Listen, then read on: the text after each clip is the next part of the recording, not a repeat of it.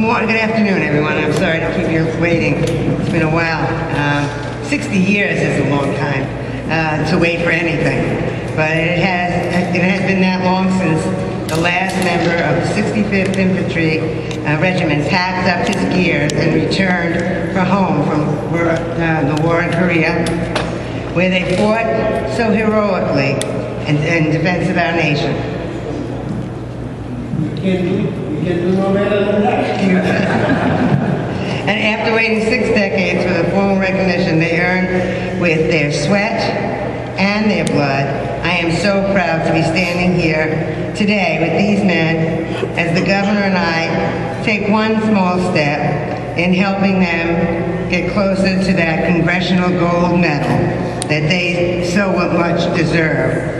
I had the privilege of meeting them in the early spring at a Latino radio station, WPRX. And as soon as I heard their story, I knew that the governor and I needed to get involved in what is now a national effort, in supporting and Connecticut congressional delegation is also supporting this. We know that these brave men not only fought ferociously against the enemy in both world wars as well as in Korea. They had to fight off prejudice and discrimination that came with being the only all-Latino regiment in the military. That mistreatment did not stop them from bringing home honors to both Puerto Rico and to the United States with what General Douglas MacArthur called the regiment's invincible loyalty. Loyalty that certainly came with a heavy price. More than 750 of the 65th were killed in action in Korea, and over 100 are still missing. Their service was awarded with 10 Distinguished Service Crosses, 256 Silver Stars, 606 Bronze Stars, and 2,771 Purple Hearts. And 6 decades later, it is past time for one more honor, a Congressional Gold Medal. And I can't wait to see that happen. So right now I'd like to introduce a man who has been devoted to our troops that are now stationed and previously to all our veterans, our great Governor, Daniel P. Malloy. Thank you, We're here to celebrate the Borinqueneers. We have 3 members who are with us. Luis Rodriguez, who fought in World War II and Korea, if I'm correct. So thank you for your service. If no one else is saying it, I'm saying it. Thank you for your service. Celestino is a good friend of mine. Wonderful Celestino Cordova is a wonderful gentleman, active here in the community to this day, does some remarkable work, and just want to honor you as well. And Dolores Nieves, right here, is the 3rd member of these folks. Listen, when you're fortunate enough to live a long time, you get to see change made and remark on that change. To think that in World War I and II, in the Korean War, but particularly in World War II, the segregated army chose to have black people or Puerto Rican people in their own units, as opposed to integrating those units to overcome, rather than overcome that opposition, rather than order people to do their job as they were otherwise required to do as sworn members of the military. We created this fallacy that for some reason we had to separate these troops. And by the way, none of that was good for black regiments, and it certainly wasn't good for our country, and it certainly wasn't fair to our Puerto Rican regiments. It made no sense. As my good friend, the Lieutenant Governor, read off the honors that have been bestowed to this unit, it is quite remarkable, the faithfulness of these individuals, and that they chose to come here to Connecticut, to be great citizens of Connecticut, to be active in politics and government and service, as well as having performed that service, is quite remarkable. I too add my voice that this unit should be properly recognized with the issuance of a gold medal. It makes perfect sense. Here in Connecticut, we have a large Puerto Rican population for many different reasons, and different reasons according to the area of the state that population lives in. But this memory, this contribution, this sacrifice should be recognized on par with the sacrifices made by any unit in World War I, by any unit in World War II, and by any unit in the Korean War. So I'm happy to add my voice to that, which urges that these folks be treated properly and fairly now and in the future. Let me also say that I can't be here at a veterans event without expressing my concern for veterans in the state of Connecticut. Since the Lieutenant Governor and I came into office, we have worked tirelessly to connect our veterans with the services that the state provides and that the federal government provides. In fact, we have a one-stop shop on the internet so that you can understand on one site, sponsored by the state, everything you're entitled to by both governments. We're doing outreach on a regular basis. We're preparing to step up those efforts as we see the Defense Department squeeze down the number of people in uniform, and people who had otherwise thought that they would retire from the military are finding out that they're being caused to leave the military. We need to do everything to stand by our veterans, which makes what's going on in Washington even more unacceptable.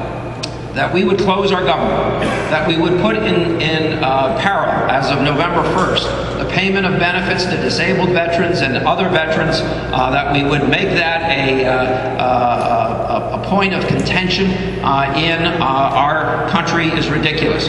That the Tea Party would close down the monument to the Second World War veterans, or any monument in our country, is despicable, and their behaviors have been despicable. And I want to call it for what it is. We need to stand by our veterans. We need to make sure they get what they rightfully deserve. We need to support them and celebrate them. And what's going on in Washington isn't doing that. And what's going on in Connecticut will continue to do that. And we'll speak to this issue further in the coming days. Congratulations and thank you for your service.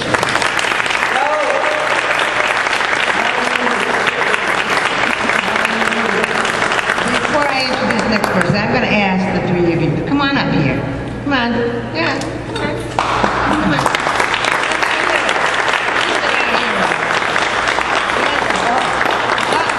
I think you look as handsome today as you did then too. Let me now introduce a man who has been really helping this cause an awful lot, who has been all over pushing to making sure that there's recognition. Let me introduce Sergeant First Class Carmelo Figueroa. Come on.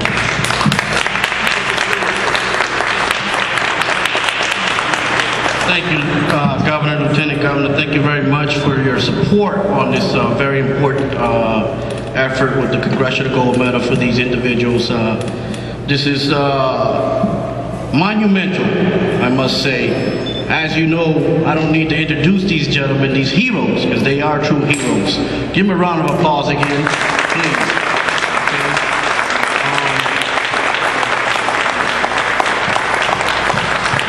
I just want to take a brief moment to recognize some of our state delegates here. State Rep Angel Arce, Edwin Vargas, Hilda Santiago, and Robert Sanchez here. They were instrumental in getting a proclamation for the effort here for our Borinqueneers at the state level here, legislatively. Believe it or not, HR 1726, I'm going to briefly talk about HR 1726 and the companion bill, which is 1174. Connecticut made history, and what I mean by that is Connecticut made history. Even though we are a small state, we're not the smallest state in the Union. As you all know, Rhode Island and Delaware is a little smaller. Okay, but Connecticut made history by being, we got all the support from all our congressional delegates, that being from Congresswoman Etsy's office, John Larson, Jim Himes, Joe Courtney, and Rosa Dolores, all our 5 congressional delegates here in the state of Connecticut. And as you also know, Senator Blumenthal's office and Chris Murphy's office were the first 2 co-sponsors in the state to get behind Senate Bill 1174 to support the Congressional Gold Medal effort for these Borinqueneers. So, having said that, and then the body of the legislative effort here in Connecticut with these folks here getting proclamations to support the effort, and then the support from the governor and the lieutenant governor. No one in the state of the Union, no other state nationwide has done that. Okay, so give the state of Connecticut and give these folks a round of applause. That's just monumental. Okay, that's monumental. So I challenge you all. Our next mission here in Connecticut is to go out there and voice it. Talk to New England. Our next mission is to help New England out. Talk to the other states, Massachusetts, New Hampshire, Maine, Vermont. Talk to those folks out there. Make phone calls to continue to support this bill. Okay, right now we're at 40%. Okay, we got about 118, I believe it is, or 124 co-sponsors right now for 1726, and I believe 20 behind the 1174 effort. So support the effort New England-wide. Okay, it is important that we do that. Okay, in the history of the Congressional Gold Medal, only one Hispanic member out of 155 congressional recipients, only one has received the Congressional Gold Medal, and that was Roberto Clemente right around 1972. So it is time that these gentlemen get recognized. Okay? I want to bring up Major Lesbia Nieves real quick to say a few words regarding the CGM effort. I'm sorry, I just want to recognize one more individual. Mike, where you at? Okay, my right-hand man, he's traveled all across the nation with us with the CGM effort as well.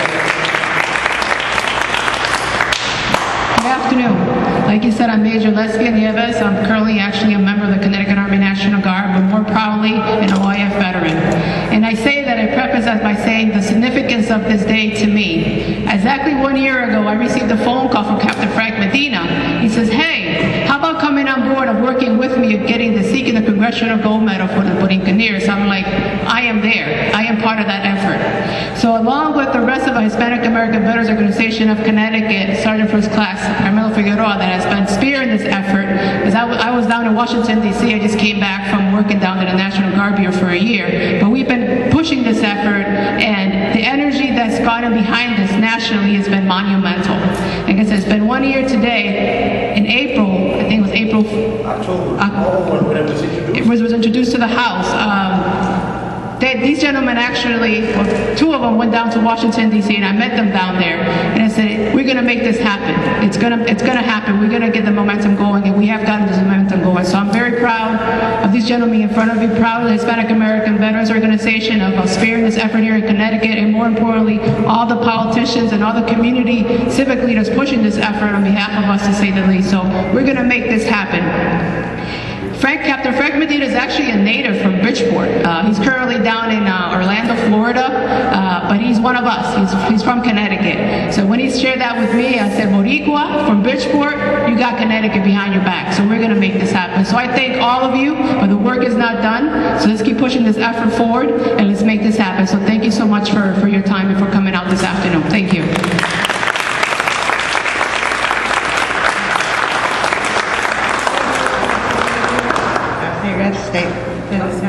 want to take it, Neil? I just want to say that gracias por todo el servicio que ustedes nos hicieron para el país, para Puerto Rico.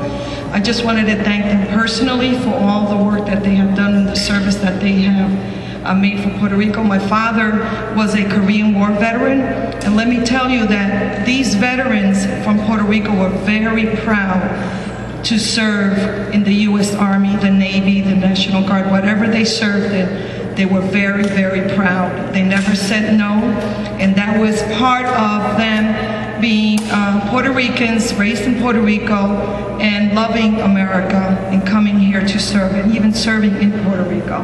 So I want to say gracias por su servicio, y esperamos que en el Congreso pasen ese bill para ustedes. And I wanted to thank them, and we will be supporting them on behalf of the delegation, that this congressional gold medal will be given to them soon. Gracias. We still American. That's right. Before we end, I do want to present to you all, in recognition of the services and recognition of all of the 65th Infantry Regiment, Borinqueneers? Borinqueneers. I'm trying. Let's say Americans. Okay, there we go, Americans. Right, here's a citation from the governor and myself thanking you for all you have done. And so that we can send this down to Washington and say, now's the time to be recognized. God bless you all. Hallelujah.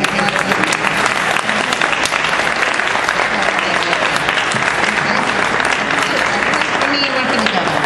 He's got the bigger one. Did you? Thank you all very, very much. Thank you, sweetheart.